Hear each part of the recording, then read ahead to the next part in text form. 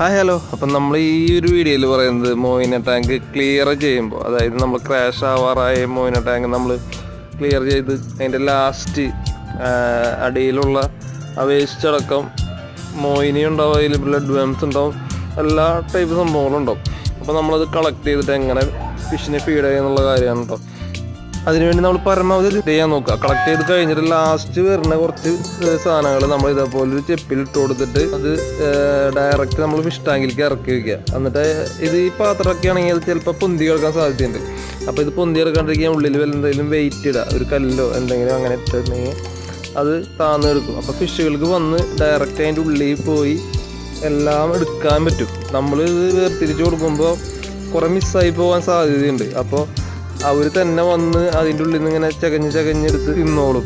അപ്പോൾ ഇതെല്ലാവർക്കും ഉപകാരം ചെയ്തിരിക്കും. എല്ലാവരും നേരിടുന്ന ഒരു പ്രശ്നമാണ് കേട്ടോ. അപ്പോൾ ഇത്ര നേരം വീഡിയോ കണ്ട എല്ലാവർക്കും താങ്ക്സ്.